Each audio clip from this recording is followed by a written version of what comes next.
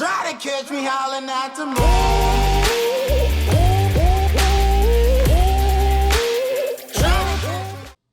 Welcome to the kitchen table. This time the roles are reversed. I'm gonna be actually asking my boy Tristan some questions. How are you feeling today? I'm feeling great, man. Thank you. Good, feeling good. Well, I just wanted to ask you a couple of stuff, right? It would be good for you to give us some of that intel on because I know your journey, but a lot of people out there are don't know it, and we want to make sure that people start listening and people start knowing who Archangel is and where it come from, right? So why don't you tell us a little bit of how you started on the insurance industry, what brought you in, and how did that go for you? Man, I tell you, so I moved from Miami. I'm from Minnesota to Miami, and I didn't really know what I was supposed to do. I have a background in bartending, and I just knew that I didn't want to work at night anymore. I just wanted to, I was searching for a day job. I just want to work in an office where I'm not sweating to make money, because I'd never had a white collar job ever. It was only laying bricks, landscaping, bartending, working for a cleaning company, working road construction. Yeah. So I'm like, man, I'm so tired of that. I want to just do something man, how do all these people make money and they just come home and the most tiresome thing that they did was stare at a computer. I'm like, I want to do something like that. And so I went on Indeed and I just shot my resume. I don't even know how to say the word anymore. Shot my resume out to everybody. And I remember my fiance and I, now we were laying in bed one morning, and I got an email for a job interview, and it was a reminder for a job interview, which I thought that was kind of weird. Yeah. And I'm like, I've never even heard of this company before, and they don't say how much they're paying. Is this worth it? And she's like, you should go, because we need to work. I'm like, yeah, that's true.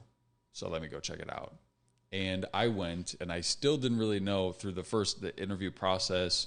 I still didn't know how hard it would be. I was terrified. What is the insurance? How do you even sell insurance? How do you begin? But they had plaques all over the walls saying that they know how to train people, and so I trusted that. And I'm like, well, I don't have any other choices. So I had to buy dress shoes before the interview, and I only had $50 in my pocket. And so I spent $20 at Payless. Oh, that's a good one. Yeah, and they only had one pair of dress shoes in my size left, and so I'm sold. Right. $20. I'm like, dude, that's a quarter of my net worth. Okay, yeah. Cool. I hope this job works out. So I buy these shoes, and I'm sitting in the interview, and there's a gentleman sitting across. There's 6 of us there for this interview, and I remember looking at this guy's shoes, because I just bought a pair of shoes, so I'm really thinking about shoes right now. And his shoelaces were all super tight and neat and blah blah blah. I'm looking at mine. I'm like, fuck, dude. I'm totally not going to get this job now, because look at those, man. This guy's sharp as a tack. Yeah. This guy's obviously worked a white collar job before. So, anyway, I get hired for this company, and I still didn't know what I was doing for 2 months. I had a really, really hard time in the beginning. And to get licensed, it costs $150. And remember, in the beginning, I told you I had $60 or something like that in my name. So I had to call my fiance up, and I'm like, hey, do you have $150 so I can get licensed? She's like, what kind of job is this? You have to pay for it? Yeah, it's a state license. It's legit. It's legit. They've been around for a long time. You have to get licensed. So she fronted me the money in order to get licensed. So the next 2 months was really, really shitty. Yeah. Really shitty. I was trying to figure out what I didn't know to even start selling. And I didn't figure it out for 3 months, but I wasn't really in the right place. I had a pretty good mentor. Yeah. Took care of me. But you're always looking for that top producer or someone who's really going to let me really show you how to sell insurance. Yeah. Let me take you by the hand. Let me show you how to make $20,000 a month. Yeah. And that wasn't really there. So the first few months was really, really horrible. I think I made $6,000 the first 3 months of selling insurance. That was my beginning. Yeah. Well, Yeah. that's most that a lot of people that I know, because a lot of people start off in the first 3 months. It's like that they cannot even pay the rent. It's like making like half of that or less in 3 months. And you know Miami, man. So how long did you stay at that company for? About 3 years. About 3 years. 3 years, yeah. They had this setup where you could become a financial advisor, and then you could go.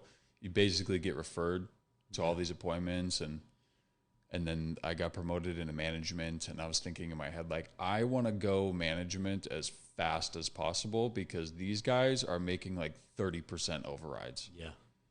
Yeah. Like, these guys are making so much money Okay. from their team. You stayed there for 3 years, right? And we know that now it's Archangel.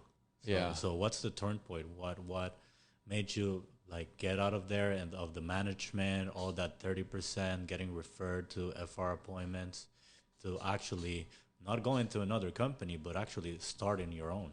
Yeah, well, I tell you, there was a moment where I had a choice between starting Archangel or being at this really nice job, because I had an offer on the table for me to basically guarantee $150,000 a year minimum between the team, the overrides, the finance appointments that were given to me. It was a really, really nice, cush job.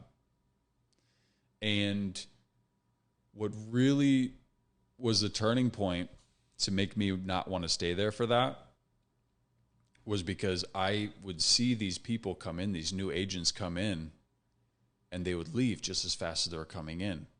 Yeah. And it's like the only people that would stay were people that I really didn't want to work with because they weren't encouraging others to do more.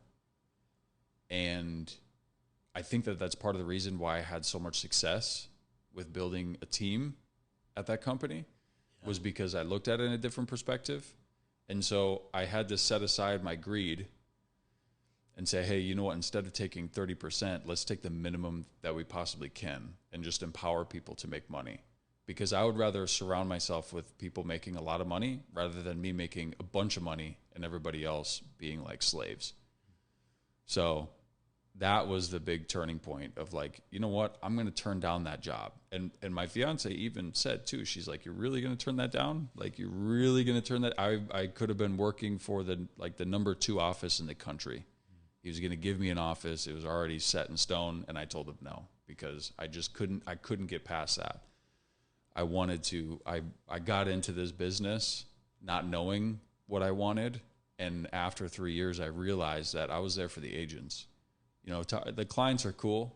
I like helping out clients, but I really, really like watching agents come from nothing into growing into something. That's why I wrote the book. Yeah, the book, The Insurance Man. Mm-hmm. I got the copy right I got here. the copy. That's the Insurance first one, Man. baby. Yeah, I can find it on Amazon for sure. Yep. For sure. Yep. So another question for you, because now that you've been in this entrepreneurial type of journey, right? What does it mean to be like an entrepreneur? What does it mean to be a leader for you? You know, I think that people use the term entrepreneur way too much, but the definition of an entrepreneur is someone who takes huge financial risks in order to make success happen. And through the process of starting Archangel, we did take on huge financial risks. There were times where I gambled my rent even. Yeah. You know what I mean? Like, yes, we were making money, but yes, it costs a lot of money to start a company. You know, you have to get everything set in stone. It takes time it pulls you away from your time to actually go out and sell, to spend more time inviting people to come in the agency, or building it, or figuring out the right contracts, or figuring out which IMOs are the best. So then you can, you know, offer the best of the best. Yeah. Make it, you know, design the brand. You could go on and on. But that is the financial risk that we took. But being a leader, you know, something that I've learned and something that I want to pass down to people is leading by example, but understanding that you make mistakes. And, you know, I was just listening to someone speak, and it hit it right there. I would rather be juggling 30 things at a time and dropping 10 and admitting that I dropped 10 and that I'm going to make mistakes every single day, rather than focusing on one thing and not allowing that to drop. Yeah. Yeah. Like, I think that the definition of being a good leader is admitting to your mistakes and being honest with your shortcomings. Yeah. And I think people relate to that very heavily. People see that as real. When you're Mr. Perfect and you have the Rolex and you have the Mercedes and you're just buying everybody dinner because you're so fucking great, like, that seems fake. Because at the last company, that's what would happen. We would just, everybody was broke because they were taking so much of our money. And then they would just go and try and shove drinks down our throat and shove us full of Ruth Chris. And so then we could pretend like we weren't broke. Yeah, pretend that we were happy. Pretend that we were happy. And everything was going to be all right. And they would never admit to mistakes. We tried so hard to talk to our leaders at the time of like, hey, we got to do this. This is the way that the agents want. This is the way that we want to do things because this is going to work. Yeah. No, I know the best. Don't come up with new ideas. That's a bad leader. Someone who's willing to listen and be open to new ideas. Someone who is really going to listen to the janitor, if you will. Correct. If the janitor says, hey, I need more space, I need XYZ to execute my job better, if you are doing those small things to make them happy, they can execute their job better, they will. Yeah, definitely. If you're not taking all of your agents' commission on the insurance side and you're empowering them to grow their own teams and organizations and you're there and sacrificing time, people see that and you're going to grow way faster and you're going to be way more successful by doing the right things. That's good, man. That's good. One last question, all right? Because this, as a business owner, as an agency owner, especially in our job, there's going to be a lot of turnover, and like you said before, people go as fast as they come, right? So how do you make sure you find the right people? How do you make sure you find the people that bring those ideas, right? How to make sure that the people that are in the agency that it's yours but it's ours, right? That they're actually in path to success with us. So that's a really good question, and I actually talk about it in the book. So read the book. I know you have, but for everybody else out there, read that. It's that explains a lot about what I'm about to talk about too. I have made a mistake, and I've recently shifted the way that I bring people on board and recruit people because I don't want that. I don't want people to come into the insurance industry and expecting gold, because if this isn't a job that you like, you're not going to be successful at it. Like, you just won't. So don't waste your time. And so now I'm slowing down on like, hey, let's kind of just like bring on people. I see a sliver of hope, or you want to make money. Cool. Let's bring you on. Let's see what's going to happen. Now it's like, hey, let's make sure before we start anything that this is something that you really want to do. Yeah. And I'm going to tell you everything, the ins and outs, which is in the book, the ins and outs of the insurance industry to make a decision on if this is something that's right for you. Because I don't want to waste people's times. I don't want to be known as the guy that says that you can make a bunch of money and that you can be successful, and then they come on board and then they don't because this wasn't the right career choice for them. But if it is, you're going to excel exponentially. Yeah, that's some good stuff, man. That's some good stuff. Well, thank you. Tristan, in case they don't know, where can they find you?